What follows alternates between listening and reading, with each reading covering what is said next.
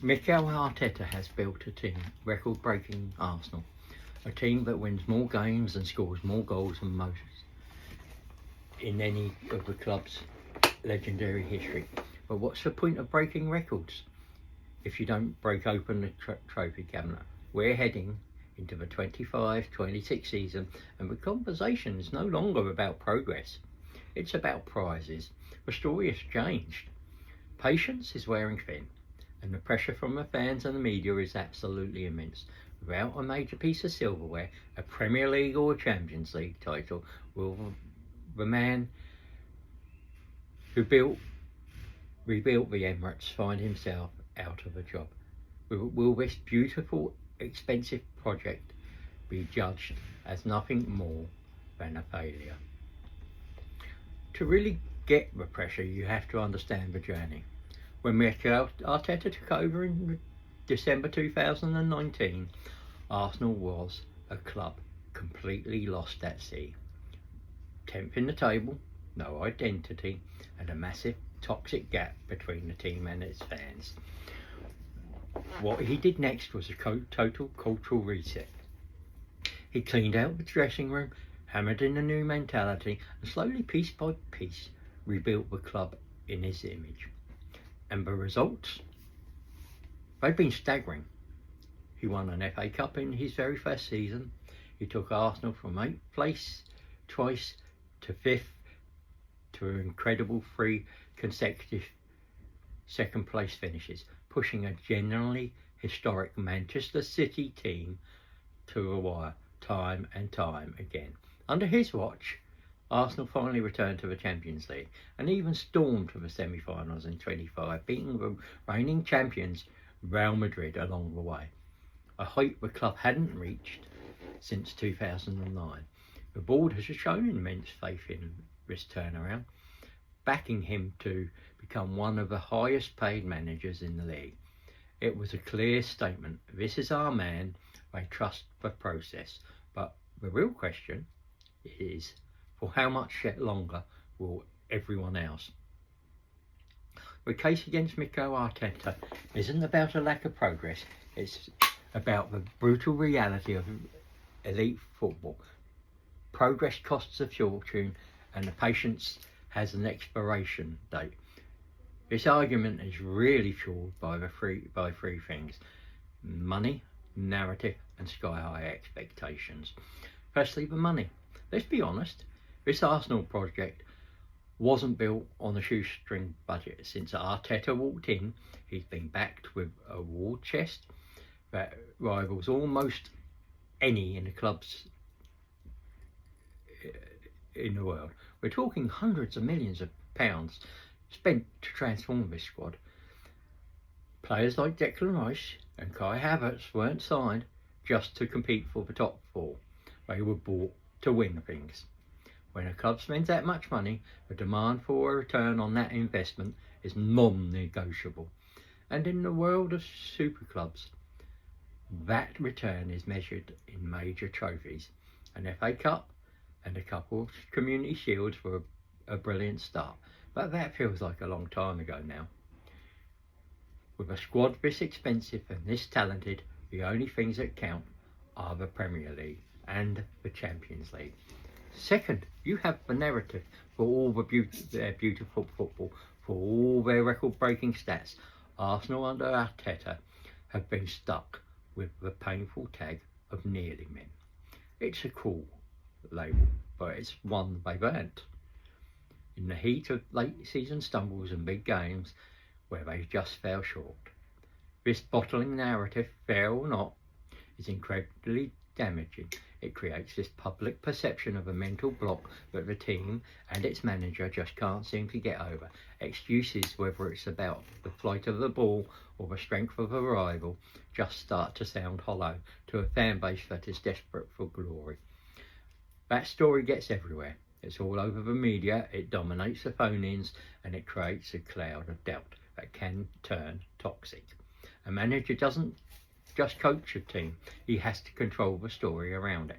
And right now, that story is about failing at the final hurdle.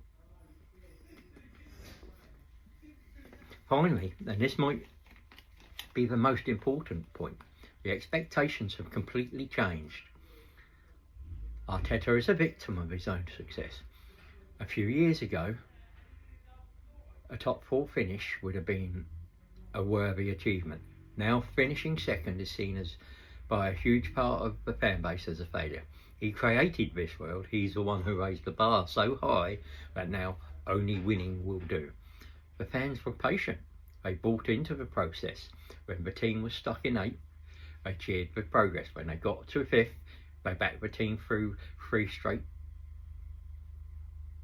title challenges. But we're now at the stage where the process has to deliver the final product. The demand for a trophy is no longer a hope, it's an expectation. And in modern football, when a manager at a top club with a top budget doesn't meet that expectation year after year, their job is always on the line. On the other side of this, there's a powerful argument for sticking with him. That's all about stability, hard evidence and a bit of perspective. Sacking Mikel Arteta, even if he doesn't win a major trophy by 2026, would be a disastrous own goal. Choosing short-term panic over a proven long-term vision, let's start with the evidence, the cold hard data of his impact. While the improvement wasn't perfectly linear every single year, the overall trajectory has been insane. He took a team that finished 8th twice and turned them into a powerhouse that could get 89 points, setting club records in 23-24 for the most wins, 28, and goals, 91 in a Premier League season. His win rate is the highest of any manager in the club's history.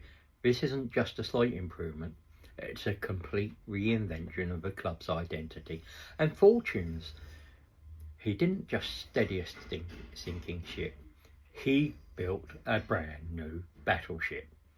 Tearing that down because it hasn't yet won the hardest race in sports just doesn't make sense, especially as the bookie have Arsenal as second favourites for the Premier League and third favourites for the Champions League in 25-26 season. Then you've got the stability argument. For years there have been examples of what happens when you have managerial turnover and no clear plan. Arteta has shown that chaos doesn't work. He has brought in a clear philosophy that runs all the way from the first team down to the youth academy. The club's owners get this. They backed him with a long-term, big money contract because they want to lock their stability in for the future. They see the bigger picture. A young, hungry squad that absolutely plays for their manager. A unified vision and a team that is now a permanent fixture among Europe's elite. Just look at the most successful clubs. They're built on the foundation of long-term managers. Arteta has earned a right to see this through. Finally, we have to talk about perspective. The main reason Arsenal don't have a Premier League trophy in their cabinet right now is a Manchester City and Liverpool team that people will be talking about as the greatest of all time. Pushing those teams to the final day of the season 3 times isn't a sign of failure, it's a sign that you're an elite team in an era of unbelievable competition. The media and fan pressure is just noise. And so far the board has been smart enough to ignore it. They haven't let the hot take of the day derail the project of the decade. The final step from a top contender to a champion is always the hardest. It takes grit, some luck, and total belief. Firing the architect just as the final touches are being put on the building would be the definition of foolishness.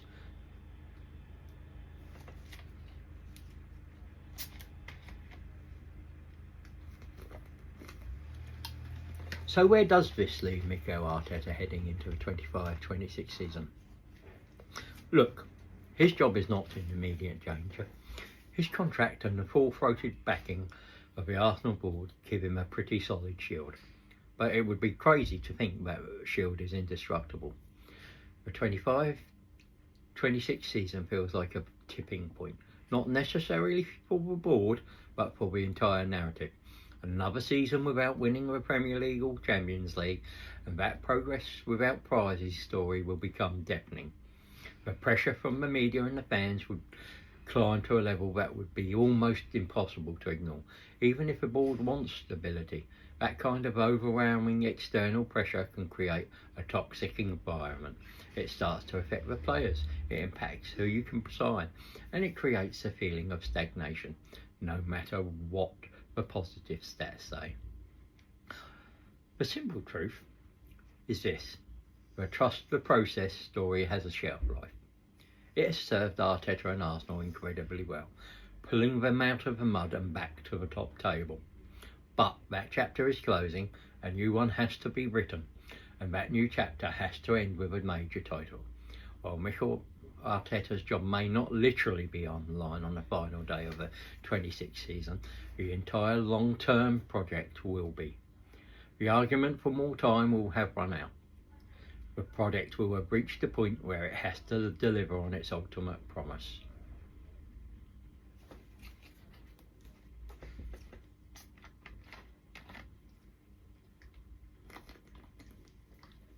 But hey, that's just my take. Now I want to hear from you. Where do you stand on this? Is the 25-26 season trophy or bust for Mikel Arteta at Arsenal?